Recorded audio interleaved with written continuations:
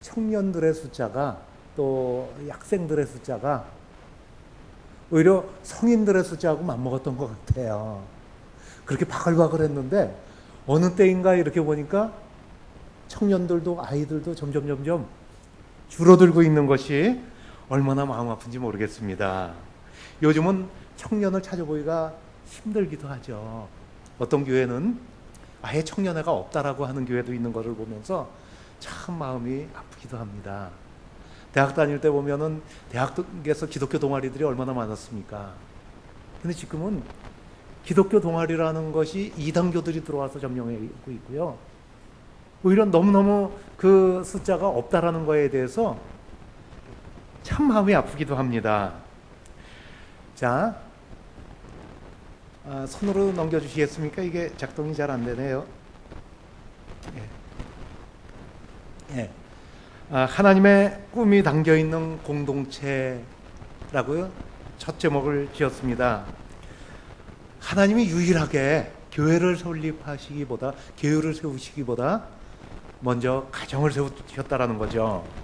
우리가 성경 마태복음을 읽다 보면은 아브라함이 이삭을 낳고 이삭이 야곱을 낳고 야곱이 유다를 낳고 그 형제를 낳고 낳고 하는 이런 이야기들이 나오죠. 지루한 족보의 이야기가 아니라 사실은 우리의 가정을 이야기하고 있습니다. 가정은 하나님의 역사가 이루어지는 것이죠. 생명의 탄생과 믿음은 가정을 통해서만 이루어진다라는 사실입니다. 다음 장 넘겨주실까요? 예. 제가 넘기면서 하겠습니다. 그런데 가정의 위기가 찾아왔습니다. 하나님의 역사를 가장 가로막는 것이 가정의 파괴입니다. 가정이 파괴되면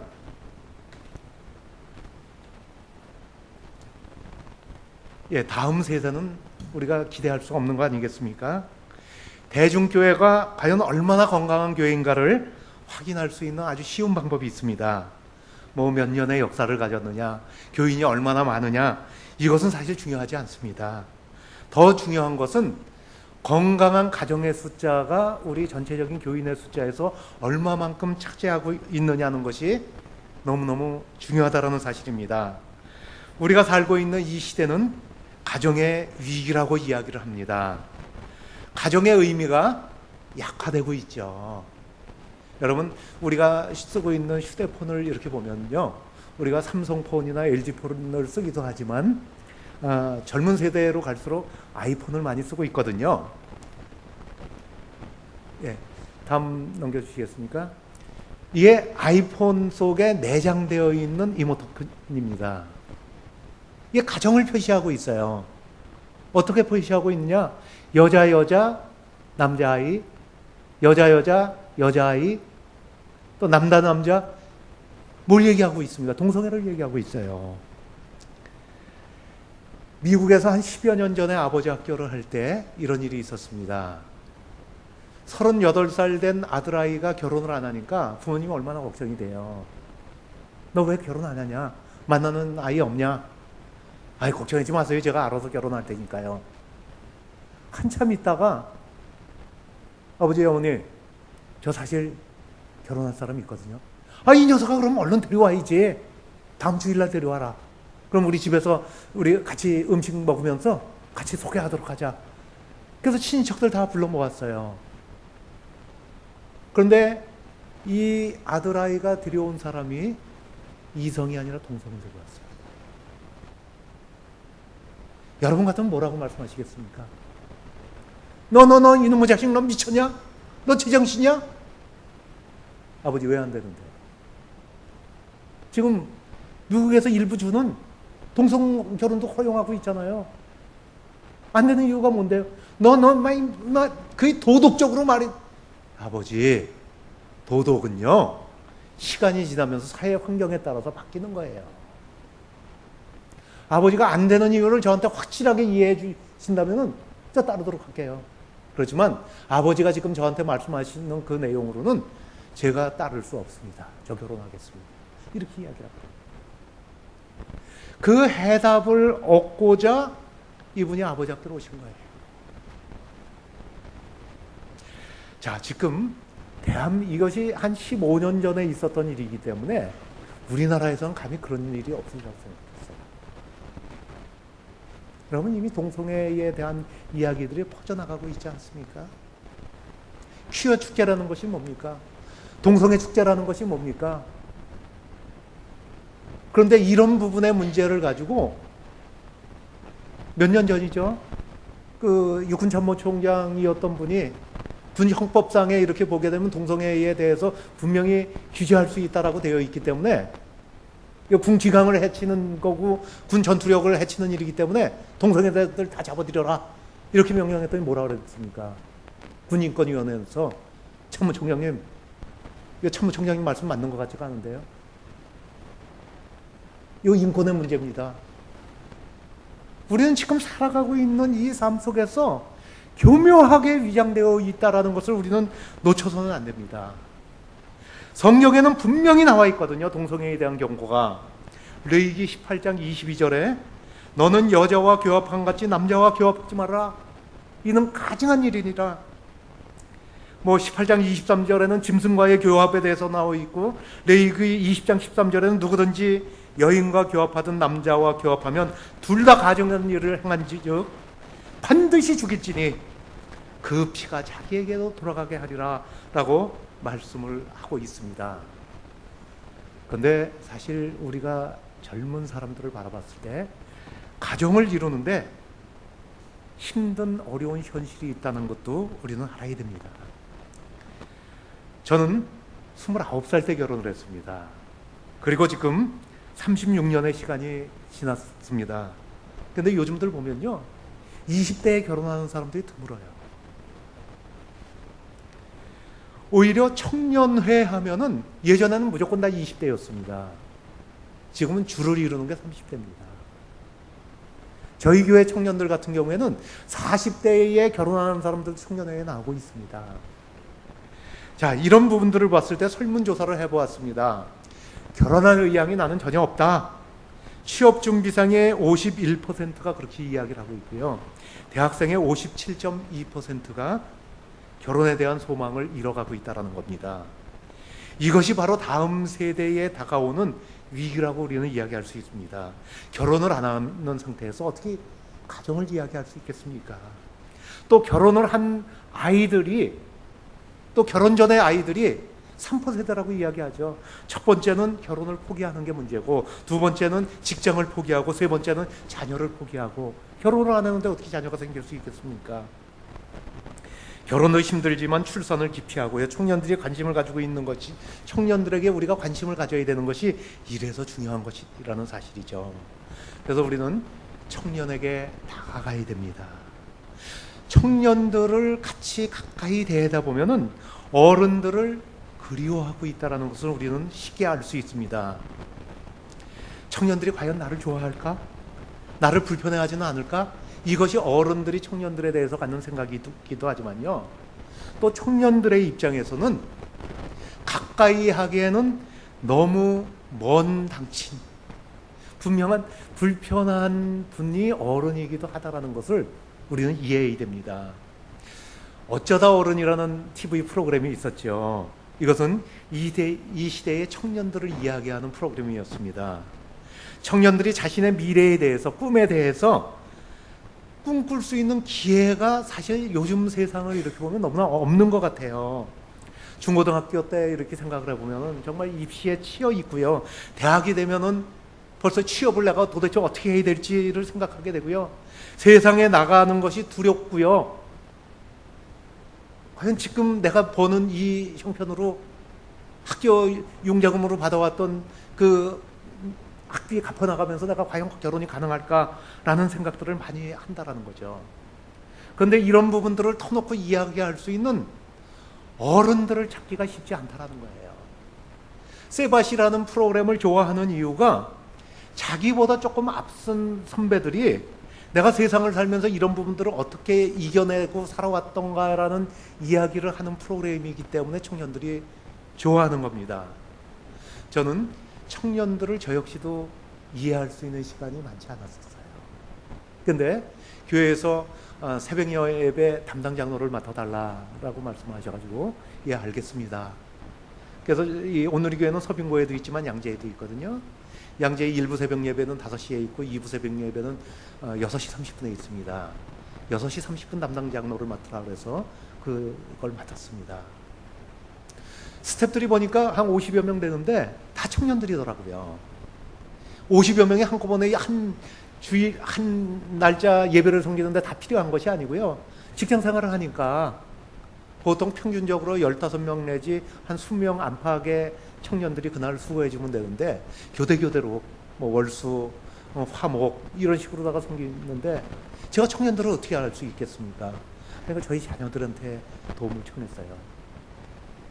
얘들아, 아빠가 이번에 저 청년들을 맡게 됐거든. 청년들하고 같이 사역을 하게 되거든. 어떻게 하면 좋을까? 아마 내 자녀한테 직접 그 얘기를 물어봤으면은 대답 안 했을 거예요. 내가 너희들한테 어떻게 해주면 좋을까? 아빠 잘하고 계세요. 이렇게 얘기했을지 몰라요. 그런데 남의 이야기이기 때문에 아이들이 신나서 얘기를 들어요. 아빠, 아주 간단합니다. 첫 번째, 장로님은요, 지갑을 잘 여셔야 돼요. 그래. 근데 지갑을 여시면서도 원칙이 있어요. 아빠, 적당히 식사하시고서 아이들 좋아하는 것 같아도 빨리 빠져주는 장로를 제일 좋아합니다. 그래. 그럼 먹고서 아빠는 얼른 빠지면 되겠구나. 그 다음에, 아빠, 그런데 어른들이 너무 잔소리가 많으세요. 그 밥 한 그릇 사주시면서 왜 이렇게 말씀들이 많으신지 아주 어떤 데는 머리에 쥐가 나요. 이 얘기를 하는 거예요. 그렇구나. 그리고 아빠, 절대로 코칭하려고 하지 마세요. 청년들도 다 성인이에요. 오히려 아이들 이야기 들어주세요. 들어주시면서 내가 생각해 왔던 거하고 일치가 되면은 청년들이 공감을 하지만 내가 생각하고 있는 답하고 어긋나는 이야기가 나오면 아이들이 마음의 문이 닫힌다는 거예요. 그럴 수 있겠더라고요. 답을 주시지 말고요. 힘들었겠구나, 어려웠겠구나. 그래, 같이 기도하자. 손잡고 기도해 주시는 게 직선이라고 저는 생각을 합니다. 그렇구나. 그리고 아빠, 어른들이 너무 청년들에게 대해서 말을 함부로 하세요. 어떤 때는 집사님들이 이렇게 청년들 멘토를 하기도 하거든요. 멘토님들이나 장로님들이 와가지고 처음부터 말을 탁 놔버린다는 거예요. 야, 너 일로 와. 뭐 이런 이야기를 하다 보면은 어른들이기 때문에 말은 못하지만 마음이 때로는 힘들 수도 있다는 거예요.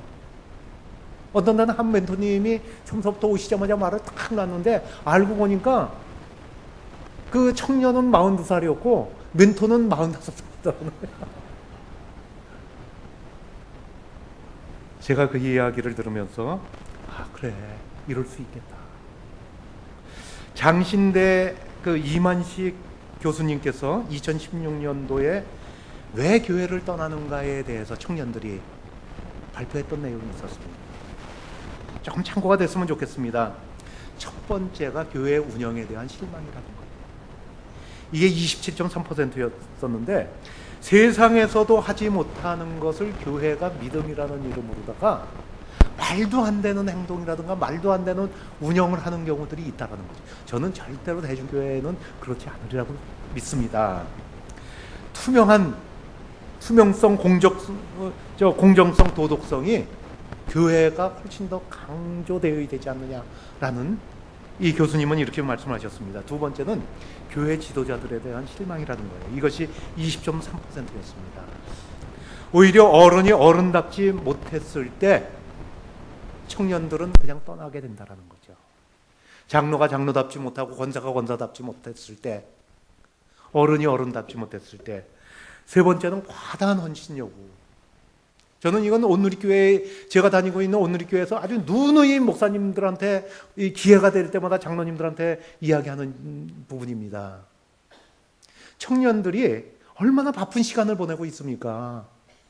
그런데 이 바쁜 시간을 내서 시간을 쪼개서 헌신한 사람이 너 왜 이때는 안 나왔니? 너 책임 맡고 뭐 하는 거니? 라는 질책을 자꾸 받다 보면은 내가 그럼 안 하면 되지라는 생각을 갖게 된다는 거예요. 그럼 마지막에 남는 것이 누가 남느냐? 직업 없는 실업자들만 교회에 남게 된다는 거예요. 우리는 이런 부분에 조심해야 되고요. 그리고 배타적인 분위기. 오래된 교회일수록 익숙하니까 새 신자들이 들어와가지고 내가 낄 자리가 없다라고 느껴지는 거예요. 이것은 청년뿐만이 아니라 아마 성인 공동체도 마찬가지라고 생각합니다. 자, 그런 의미에서 봤을 때 조언보다 공감을 해주는 것이 너무나 필요하다라는 거죠. 공감이라는 것은 한자로다가 이렇게 보면니까 함께 느낀다라는 뜻을 가지고 있다라고 이야기합니다. 그와 함께 가서 함께 느끼고 청년들의 어려움과 호소를 함께 들어주는 어른이 필요하다라는 겁니다. 자, 우리 한번 청년들에 대한 공감을 어떻게 해야 될지 영상을 통해서 잠깐 보시도록 하겠습니다. 감사합니다.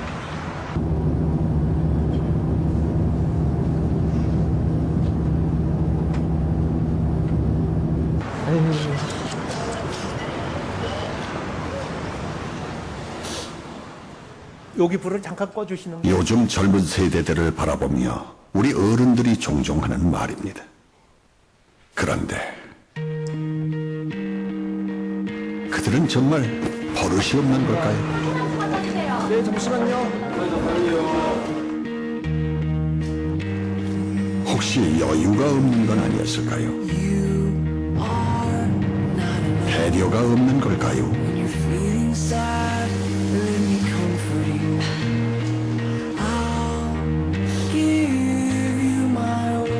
버틸 힘이 없는 건 아니었을까요?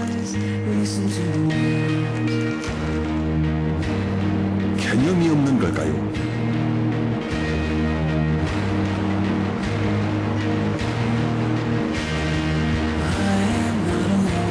희망이 없는 건 아니었을까요?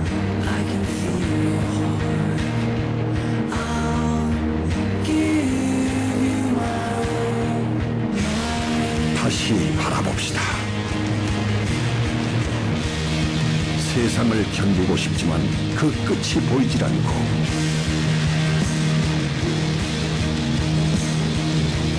세상과 부딪히고 싶지만 기회가 주어지질 않고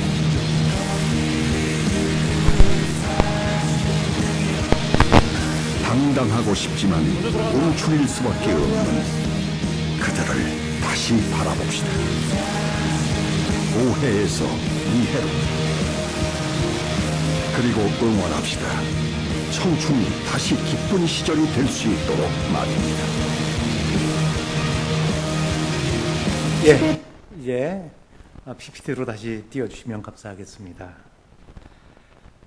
예, 조언보다 필요한 것이 공감이라고 우리는 말씀드리고 싶습니다. 지적보다 응원을 하는 것이 필요하죠. 꿈을 잃어버린 세대에게 우리는 자녀들을 응원해 줘야 됩니다. 응원이라는 것은 자녀들이 가지고 있는, 우리 청년들이 가지고 있는 그 가능성을 발견하고 밀어주는 것을 이야기합니다. 예수님의 응원을 우리는 성경에서 볼 수 있습니다. 밤새 고기를 잡지 못했던 베드로에게 하신 말씀, 너는 사람을 낚는 어부가 되어라 라고 말씀하시지 않습니까? 그리고 그를 민족의 리더로 세우셨습니다. 가장 연약한 자를 세워서 가장 위대한 자가 되게 하셨지요. 청년 세대에게 해줄 수 있는 가장 축복의 말, 사랑하는 아버지가 가능성보다 질책과 책망을 하는 경우가 많은데 왜 어른들은 책망을 많이 하게 될까요? 이유는 사실이 있습니다. 인생을 살아오면서 내가 경험해왔던 삶이 이거는 하면 안 되겠고, 그러다 보니까 이거는 위험하다, 이런 안 돼 왔던 부분들에 대한 생각 때문에 이야기를 하게 되는데, 사실은 자녀에게 해줄 수 있는 것은 정말로 소속감을 주셔야 되고요, 가치감을 주셔야 되고요. 너는 사랑받기 태어났다, 너는 보배롭고 존귀한 존재다, 너는 그 누구와도 바꿀 수 없는 나의 아들이다, 딸이다라는 것을 가르쳐줘야 된다는 거죠. 그리고 이것보다 더 중요한 건 자신감을 심어주는 거라는 거죠. 우리는 자녀들하고의 관계에서 접근과 반응이 있습니다. 우리는 접근과 반응 사이에 뭘 놓치고 있느냐? 바로 감정을 놓치고 있기 때문에 그렇습니다. 중학교 다니는 아이가 사춘기를 아주 심하게 겪으면서 도저히 아마 엄마가 이렇게 다루다가 안 되니까 아빠한테 얘기를 했던 거예요. 아우, 쟤 도대체 내가 어떻게 감당이 안 되니까 당신 좀 어떻게 해보라고. 그래서 아빠가 알았어, 내가 데리고 나가서 얘기를 할게.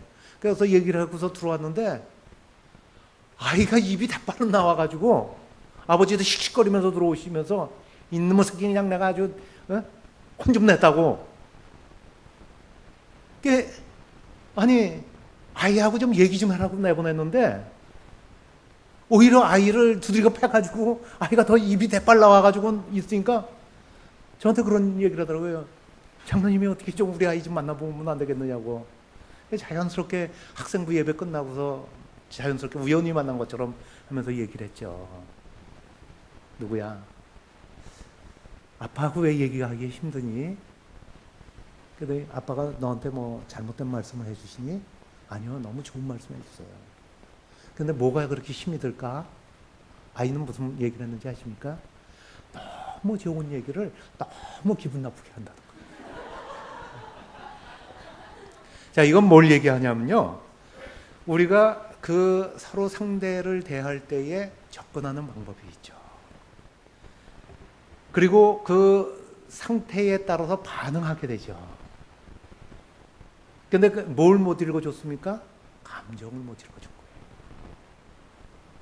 아버지는 절대로 잘못된 이야기를 한 거는 아니지만 그 반응에 대한 부분이 감정을 읽어주지 못하다 보니까 오히려, 근데 아버지한테 물어봤어요. 아니 도대체 어떻게 하다가 그렇게 아이하고 싸우게 되신 겁니까? 아이를 야단치게 되신 겁니까? 아니 내가 이놈의 자식 참고 같이 앉아가지고 먹을 거 맛있는 거 사주고 그때까지 분위기가 좋았다는 거예요. 그래서 너 뭐가 좀 불만이 있니? 한번 얘기해봐라. 뭐 이렇게 얘기했더니 대답은 안 하고 뭐요? 왜요? 이러면서 계속 휴대폰 가지고 뭘 왔다 갔다 뭘 보내고 있더라는 거예요. 그래서 아빠가 몇 마디 얘기를 하다가 아이 이놈의 새끼가 하면서 그냥 그대로 귀신에게 올라가는. 자, 이런 부분을 우리가 봤을 때 우리는 영적인 피스메이커가 되어야 됩니다. 달리기 선수들이, 마라톤 선수들이 연습을 할 때 이렇게 한다고 합니다. 이게 실제 또 이 마라톤 대회를 나갈 때에도 때에 따라서는 같이 뛰는 사람이 끝까지 완주하기 위해서 뛰는 것이 아니라 중간에 포기하기 위해서 함께 달리는 사람이 있다는 거예요. 보통 한 이 42.19 마라톤을 뛸 때 20km대 내지는 30km대, 25km 지점대까지, 그럼 그 사람도 선수인 거예요. 그 사람이 페이스 조정에 실수하지 않도록 본인은 오히려 오버 페이스를 해가면서 그렇게 달린다는 거죠. 그리고 자신이 더 이상 뛸 수 없을 때 오히려 정말 그 대회에서 우승을 노리는 사람은 그 앞서서 인도해주는 그 오버페이스를 하는 사람 때문에 오히려 자신의 정상적인 위치와 호흡을 찾아가면서 끝까지 달릴 수 있도록 만들어주는 것. 이게 바로 영적인 페이스메이커의 역할을 해주는 사람이라는 거죠. 우리는 부모로서 바로 그런 부분이 필요하지 않을까라는 생각을 합니다. 청년들이 세바시에 나오는 강사를 좋아하는 이유는 부모님하고 이야기를 했을 때 결국은 이야기가 장황하기는 한데 내가 듣고 내가 추릴 수 있는 부분이 없다라고 느끼니까 더 이상 이야기가 안 되는 거예요. 세바시에 나오고 있는 그 멘토들의 이야기를 들으면서는 내가 실질적으로 도움이 될 수 있는 것을 얻을 수 있다라고 생각을 하기 때문에 하는 겁니다. 지금 제가 섬기는 오늘교회에서는 청년 멘토 그 벤처기업을 이제 만들고 하는 이런 사람들에 대해서 또 이 전문적으로 그런 경영의 일선에 있는 분들도 계시기 때문에 그런 분들을 통해 가지고 우리가 도움을 주기도 합니다. 그런데 실제 그 사람들한테 얘기를 들어보면 도움이 안 된다는 거예요. 왜냐면 자신의 경험만 가지고서 과거에, 근데 현재로서 적응을 하려니까 적용이 잘 안 된다라는 이야기를 합니다. 그래서 잃어버린 청년을 되찾기 위해서는요, 하나님과 진정한 만남이 있는 예배가 회복되어야 됩니다. 요즘은 전통적인 권위를 무조건 따라가지 않습니다. 자신이 직접 그 의미와 가치를 발견하고 경험할 수 있도록 도와주는 것이 너무나 필요하다는 거죠. 저는 아버지 학교를 하면서 느끼는 것이 있습니다. 새로 창립된 교회들은 상당히 활발하게 움직여요. 그런데 항상 위기를 겪는 게 언제인가 30년 됐을 때입니다. 30년이라는 시간이 지나고 나면 한 세대가 지나간 거거든요. 한 세대의 텀이 생긴 거거든요. 그러면은 그때서부터 어떤 그 전통이 생기고 이 부분을 뛰어넘지 못하는 부분의 문제들이 한 예로다가 대한민국의 어머니의 교회라고 이야기하는 교회가 있습니다. 그 교회에서 40대 분들이 오셔가지고 아버지 학교를 좀 열었으면 좋겠다, 우리 교회에서. 이거 좋습니다. 그런데 교회가 신청하는 게 아니라 우리 전도회가 신청하면 안 되십니까? 이거 벌써 10수년 전의 이야기입니다. 아니, 괜찮습니다. 그런데 꼭 그렇게 하셔야 되는 이유가 있습니까?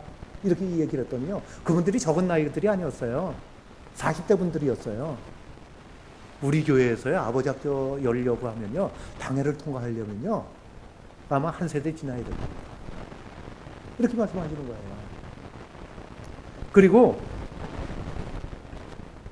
어른들의 좋은 이야기를 이렇게 잘 따라드리는 것은, 그래, 참 잘한다, 이렇게 이야기해야 되는데, 어른들이 하신 말씀에 반하는 이야기가 이렇게 딱 나오는 순간에, 자네 누구 아들인가?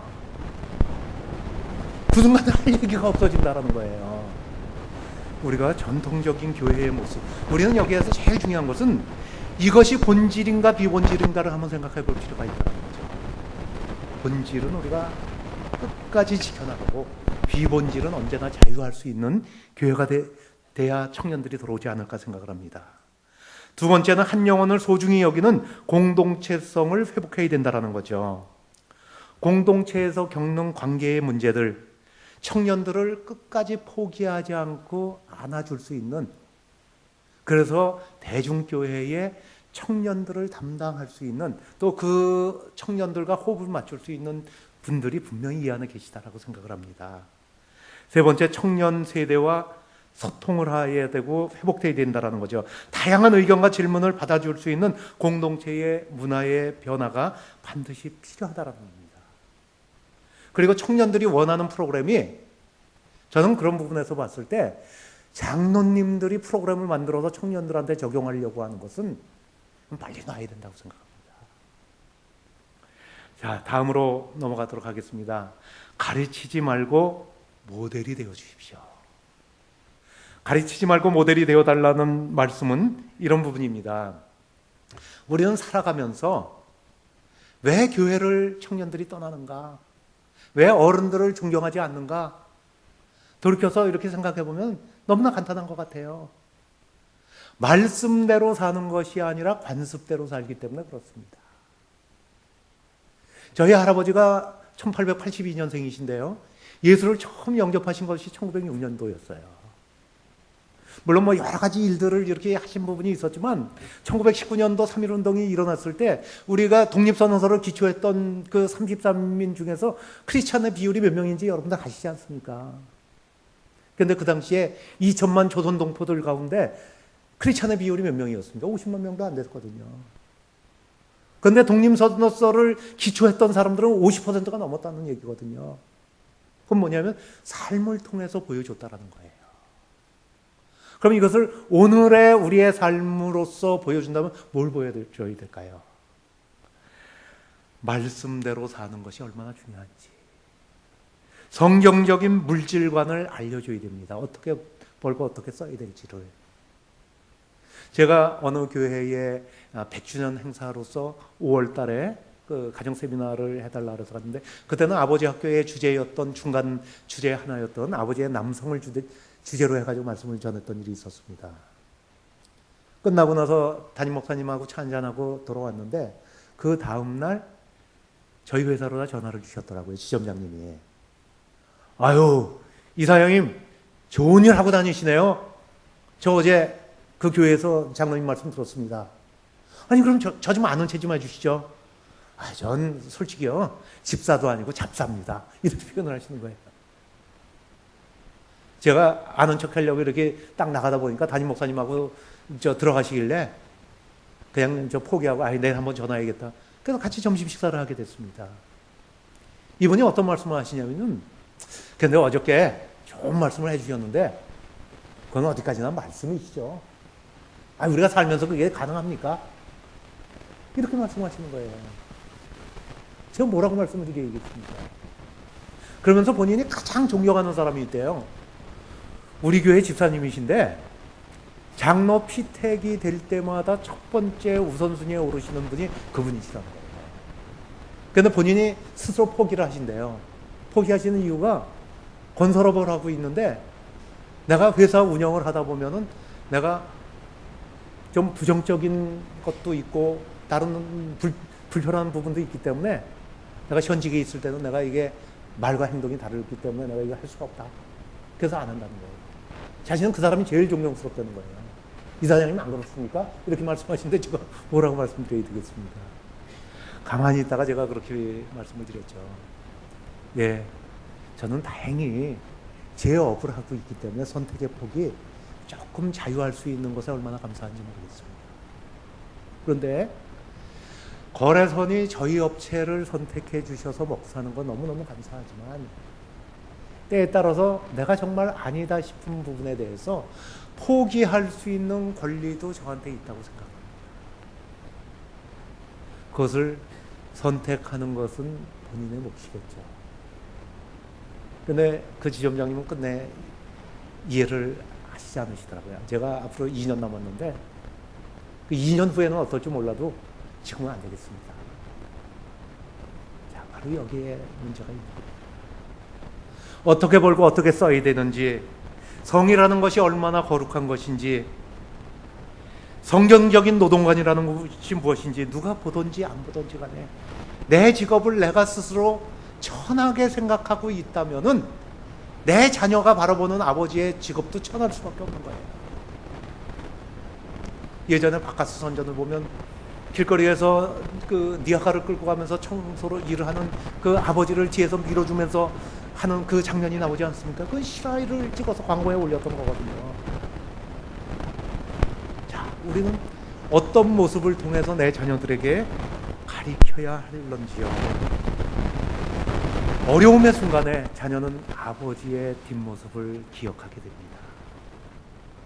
내가 힘들고 어려울 때 기도로 풀었는지, 우리가 말씀대로 살다가 다 성공하는 일이, 그런 일만 어떻게 있겠습니까? 실패했던 경험들도 적어도 초등학교 고학년 정도의 나이가 되면 솔직하게 이야기가 돼줘야 될 것 같아요.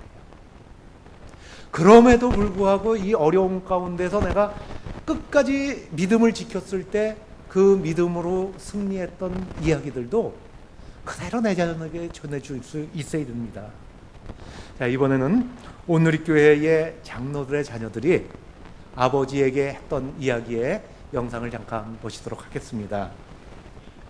이 영상 아니고요.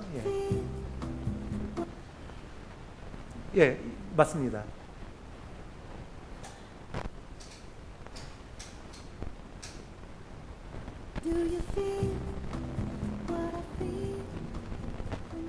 아침을 나름 제 최선을 다해서 차렸는데 안 드실 때 아버지께서 수학을 가르쳐 주실 때 참 많이 힘들었어요. 어렸을 때 아빠가 일이 되게 항상 많으셔서 얼굴을 못 볼 때가 되게 많았었거든요. 제 결혼식인데 이왕 들어가는 거 막 친구들이랑 하이파이브 하면서 되게 힘쓰면서 들어가고 싶었는데 아버지께 제가 그 말씀 드렸더니만 딱 하시는 말씀이 그래도 웃으시면서 그래도 겸손하게 금방 튀지 말고 그냥 조용히 들어가라 이렇게 말씀하시더라고요.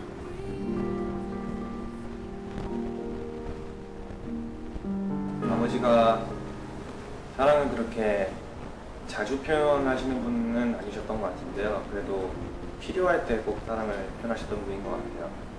되게 예상치도 못한 순간이었는데 차에서 문을 딱 열고 내리려고 하는 순간 유순아 사랑한다 그렇게 한마디 하셨을 때 감염이 돼가지고 열이 펄펄 끓게 된 적이 있었어요.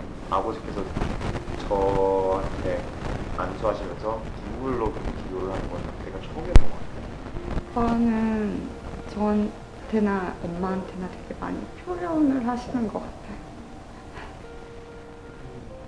저도 하는데 제가 먼저 하기보다는 아빠가 먼저 할 때가 많은 것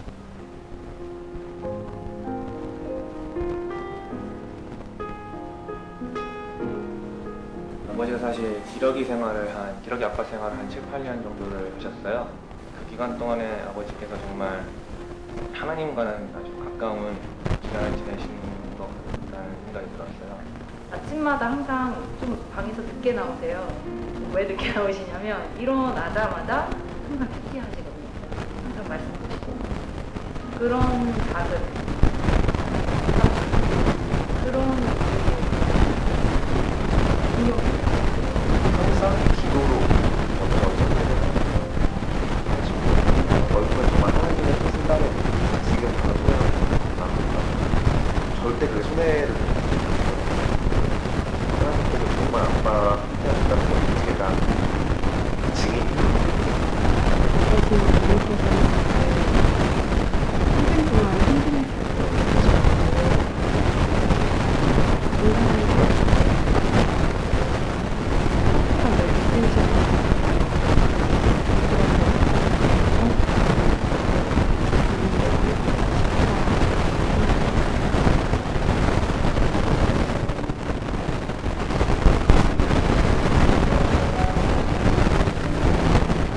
아빠 정말 이렇게 키워주셔서 정말 감사하고요.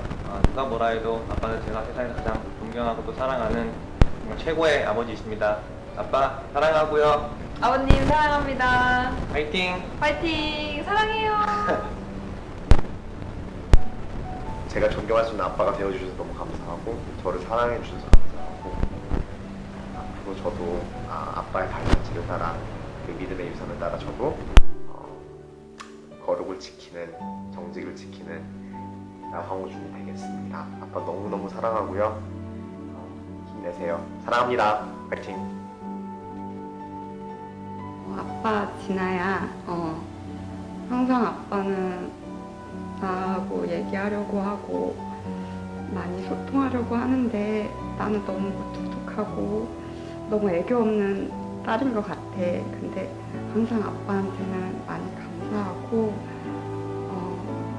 많이 사랑하고 있어요. 네.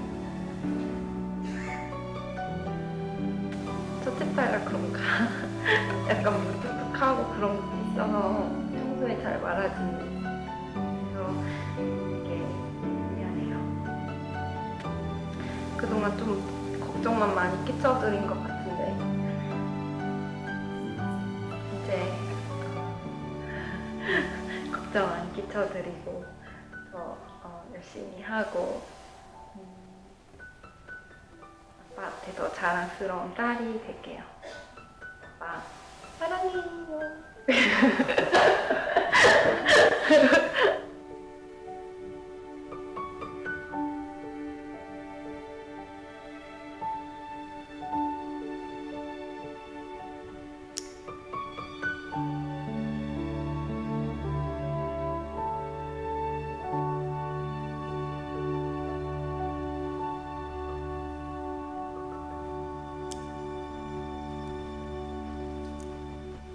예, 감사합니다. 이제 PPT로 다시 좀 돌아가서요. 맨 뒤에 다음 세대를 준비하는 이 부분을 좀 띄워주시겠습니까? 맨 뒤편. 예, 감사합니다. 예. 그래요. 이제 좀 정리하는 말씀을 드리도록 하겠습니다. 다음 시대를 준비하기 위해서 영적 부모가 돼 주셔야 된다는 거죠. 어떤 부모가 돼 주셔야 될까? 영적인 권위가 있는 부모님이 돼 주셔야 되는데 아버지 학교에서 저희가 가르치는 부분이 있습니다. 아버지는 하나님의 대리자로서 영적인 권위를 가지고 있다고요. 그 네 가지의 권위를 가지고 있는데 그 네 가지 중에 첫 번째가 축복권입니다. 우리나라 한국 사람들은 참 복을 빌어주기를 참 좋아했죠. 예전에 정말 기독교가 들어오기 전에도 저도 어린 시절에 이렇게 생각해 보면은 시골에서 명절이 되면은 동네에 이렇게 세배 다녔던 기억이 납니다. 그래서 많은 분들도 그런 경험이 시골에서 사셨을 때 있으셨을 거예요. 가서 동네 어르신들한테 세배 드리고 나면은 너희들 올해 공부 잘하고 건강하고 이렇게 이야기를 해줬지 않습니까? 이런 부분들이 바로 자녀들에 대한 축복이에요.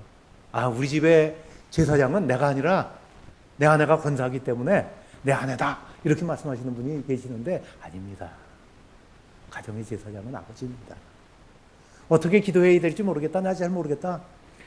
민수기의 말씀에 나와 있는 대로 읽어주시면 됩니다. 여호와는 내게 복을 주시고 너를 지키시기를 원하며 여호와는 그 얼굴로 내게 비추사 은혜 베푸시기를 원하며 여호와는 그 얼굴로 내게로 향하여 주사 평강 주시기를 원하노라. 여기에 내게 너를 이 부분을 자녀의 이름을 높여서 기도를 해주세요. 이걸 통해서 변화되는 가정들을 너무 많이 아버지 학교를 통해서 봤습니다. 두 번째는 말씀권이죠. 말은 살리는 말이 있고 죽이는 말이 있습니다. 아버지로서 어떤 말을 해줘야 되겠습니까? 때려서 자녀의 행동이 고쳐질 수 있을까요?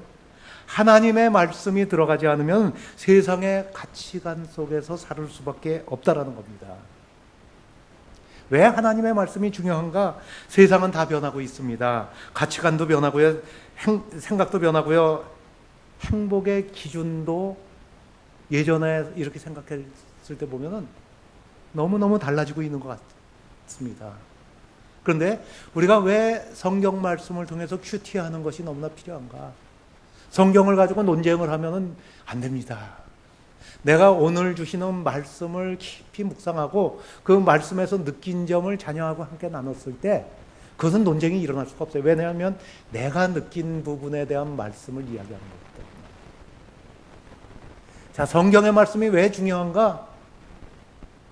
10년, 20년, 30년 시대가 지나면서 세상은 다 변했다라고 이야기를 하는데 1000년 전의 말씀이나 오늘에 주시는 말씀이나 동일한 말씀을 가지고 자녀하고 이야기할 수 있다는 것은 성경의 말씀은 세대의 간격을 뛰어넘는 하나님의 진리의 말씀이기 때문에 그렇습니다. 세 번째로 자녀를 잘 훈육해야 됩니다. 훈육이라는 것이 무엇인가 돌보는 능력을 이야기하고 있습니다. 아비들아, 너희 자녀를 노엽게 하지 말고 주의 교양과 훈계로 양육하라. 예배보서 5장 4절에 이렇게 말씀하고 있지 않습니까? 하나님의 말씀대로 양육하는 것이에요. 그런데 문제는 아버지는 현실적으로 시간이 없다라는 겁니다. 아내에게 모든 것을 맡겨버리고 있다라는 겁니다.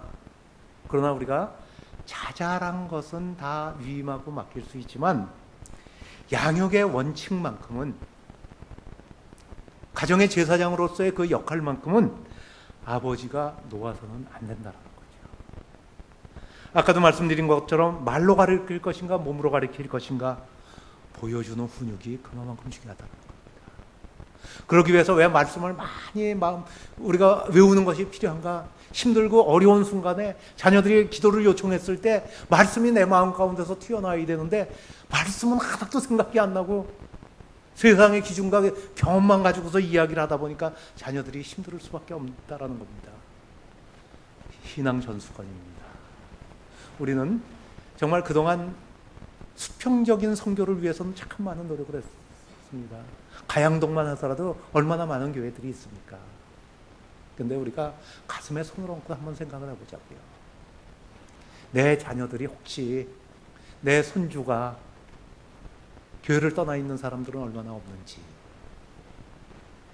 또 이런 신앙의 전수가 제대로 잘 이루어지고 있는지 이것을 돌아보는 것은 너무나 중요한 일입니다. 신앙은 영혼의 문제를 다루기 전에 실상 삶의 가치의 문제를 다루고 있습니다. 신앙은 내세의 문제를 생각하기 전에 오늘을 살아가고 있는 의미를 우리에게 알게 해줍니다. 그래서 자녀들이 아버지, 어머니, 천국이 어디 있습니까? 라고 묻는다면은 우리 집을 봐라. 우리 집이 바로 천국이 아니냐? 라는 이야기를 자신 있게 해준다면 얼마나 좋겠습니까? 저는 오늘 이곳에 와서 담임 목사님 잠깐 뵈었을 때 아버지 학교가 어떤 곳입니까? 이렇게 여쭤보셔가지고 제가 마무리를 잠깐 아버지 학교를 좀 소개하는 말씀을 드리고서 마치도록 하겠습니다. 아버지 학교는 1995년도에 가정이 많이 무너지고 있는데 대안이 도대체 무엇일까? 이렇게 하다 보니까 온누리교회 자체에서 아버지 학교가 만들어졌습니다. 그래서 프로그램은 첫 해에 65명이 등록했고 그 다음에 40명, 30명 이렇게 줄어들다 보니까 이제 아버지 학교 그만둬야겠다 이렇게 생각을 하는 상황이 됐었습니다. 근데 아버지 학교가 폭발력으로 늘어나기 시작한 것이 1997년도 IMF를 겪으면서입니다. 가정을 소중히 여겼던 아버지들은 실직을 당하고 어려움이 있었을 때 가족들이 품어주었습니다. 그런데 가정을 소홀히 했던 많은 분들이 길거리 노숙자로 나서게 되고 어려움을 겪게 됐습니다. 그러면서 가정의 소중함을 새롭게 느끼게 됐고요. 아버지 학교가 폭발력으로 늘어나기 시작을 했습니다. 그러면서 이제 한 교회를 벗어나서 전국의 교회로 퍼져나가기 시작을 했습니다. 그러다가 아버지 학교를 수료하신 분들이 아버지 학교를 하면서 느끼는 것이 이 좋은 프로그램을 우리 회사에서 하면 어떨까? 내가 공무원인데 내가 이 도시의 시장인데 구청장인데 우리 지역에서 하면 얼마나 좋을까? 그런데 거기에 걱정거리가 있었습니다. 기독교라는 프로그램을 가지고서 들어가면은 반발이 살 수 있고 문제가 생긴다라는 것 때문에 그러면 이거에 대해서 기독교적 색채를 조금 빼주면 안 되겠습니까? 저희도 고민하다가 기독교 때 결정을 내렸습니다. 가능합니다. 그래서 아버지 학교가 기업체 관공서 군부대 교도소로 다 들어가게 됐고요. 해외에 나가 있는 동포들이 소문을 듣고서 우리들도 절실하게 필요합니다. 해외에서 선교하시는 선교사님들이 사실은 우리가 선교하다가 보니까 우리 가정이 깨어질 지경입니다. 나가서 하기 시작을 했습니다. 거기서 이분들이 또 비전을 바라보게 되더라고요. 이 나라 사람들, 내가 살고 있는 이 나라의 사람들을 위한 아버지 학교를 해주면 어떨까? 아버지 학교를 하면서 저희가 느끼는 것이 있습니다. 아버지 학교는 종교와 문화와 언어와 인종이 다르다 할지라도 만국 공통의 문제로서 접근할 수 있는 것이 아버지 학교다. 그리고 아버지 학교를 통해서 많은 분들이 전도되는 것을 보았습니다. 교회 가자 하면은 싫어하는데 우리 좋은 아버지 되기 위해서 한번 배워보면 어떻겠느냐. 이런 기회로 삼는 교회들이 많이 생겨났습니다. 지금 현재는 전 세계 70개국에서 아버지 학교가 열리고 있고요. 아버지 학교를 이미 기수료하신 분들이 지금 37만 명 정도가 수료를 했습니다. 저는 대중교회에서 아버지 학교가 열렸으면 참 좋겠다 생각합니다. 제가 이 아버지 학교를 하면서 감동을 받았던 부분 중에 하나는 저는 늘 이 교회의 어떤 사역을 하거나 할 때 그 프로그램의 감동을 먼저 생각해야 되는데 참 나쁜 습관이 그 프로그램의 운영과 외부적인 부분을 자꾸 보게 되는 거예요. 그래서 사실은 어떤 부분에서 접근했던지 간에 결과는 사실 120명이 저 할 때 아버지 학교를 등록했었는데 이분들이 다 같은 교회인지 알았어요. 지원자들의 그 참석 교회의 명단을 녹서 봤더니 57개의 교회 사람들이 왔더라고요. 스태프들, 봉사자들도 봤더니 다 각기 다른 교회들이더라고요. 제가 그 다음 기수의 봉사자로 나섰을 때 정말 그 명단을 보고 눈물이 났습니다. 왜냐하면 믿지 않는 사람들이 20% 이상이 참석을 했거든요. 나는 5주에 걸쳐서 매주 토요일 날마다 5번의 아버지 학교를 하기 때문에 그래 준비 기도 모임 한두 번 하고 아버지 학교면 되겠지 생각을 했습니다. 아니요. 시작 전 5주 동안 준비 기도 모임 하고요. 아버지 학교 5주 동안 나오고요. 또 매주 토요일 날 할 때 화요일이나 수요일 날 또 날짜를 잡아가지고 중간 평가 모임을 하고요. 13번에서 15번을 모이는 것을 보면서 내가 어느 한 프로그램을 위해서 이렇게 눈물로 기도해 본 일이 있었던가. 그리고 여기에서 봉사하는 사람들이 같은 교회가 아니라 전혀 다른 교회 사람들이 어떻게 이렇게 모여가지고 이런 기도를 할 수가 있었을까 라는 생각을 했을 때 이건 하나님의 은혜다라는 생각을 했었어요. 연세 드신 분들이 내가 이제 할아버지가 됐는데 무슨 할아버지를 학교해야지 내가 아버지 학교를 하느냐라고 말씀하시는 분들이 많이 계십니다. 아니에요. 어린 유아 시절의 기억은요, 흘러 지나가 버리는 것이 아니라 내 머릿속에 남아서 내가 힘든 순간에, 어려움의 순간에, 위기의 순간에 아버지의 모습이 나를 통해서 수용되고 있다는 것이 내가 아버지 학교가 해야 되는 일이에요. 아버지 학교는 20대 아버지도 올 수 있고요. 지금까지 등록하신 분 중에서 최고령자가 93세가 등록하신 일도 있었습니다. 어떤 때는 아버지와 아들이 동시에 오기도 하고요. 사위하고 함께 오기도 하고요. 저는 이 기회를 통해서 대중교회가 그런 결단을 내려주신다면 오히려 많은 분들, 그리고 이 지역사회에 대중교회를 오픈하는 겁니다. 우리는 장소만 제공하고 있습니다. 여러분들이 와서 믿지 않는 분들, 여기에 특별히 남편이 교회를 안 나으시고 이런 분이 계시다면 이런 아버지 학교를 통해서 다시 한번 깨달음을 얻을 수 있는 시간이 되면 얼마나 좋을까 생각을 합니다. 이제 오늘 말씀을 함께 같이 읽으시면서 오늘 말씀을 마치도록 하겠습니다. 자, 함께 읽으시죠. 시작. 그리스도 안에 1만 스승이 있으되 아버지는 많지 아니하니 그리스도 예수 안에서 내가 복음으로써 너희를 낳았음이니라. 아멘. 기도하시겠습니다. 참 좋으신 하나님 아버지, 부족한 종이 오늘 다음 시대를 열어가는 대중교회라는 주제를 가지고 말씀을 전했습니다. 하나님 아버지, 이 시대의 청년들이 교회를 떠나고 있습니다. 또 결혼을 포기하는 자녀들도 많이 있습니다. 하나님 아버지, 가정이 존재하지 않는 한 다음 세대는 이어져 나갈 수 없습니다. 대중교회가 청년들을 불러 모으는 교회, 미래를 꿈꾸게 하는 교회, 하나님의 마음에 합한 교회가 될 수 있도록 주님 인도하여 주시옵소서. 우리 일남전도회와 이 여전도회가 이 일을 하는데 주역의 역할을 감당할 수 있도록 주님 축복하여 주시옵시고, 이 대중교회가 이 지역에 믿지 않는 자들에게 복음을 전하는 귀하고 복된 교회 될 수 있도록 아버지 하나님 함께하여 주시옵소서. 감사드리오며 예수 그리스도의 이름으로 기도했습니다. 아멘. 감사합니다.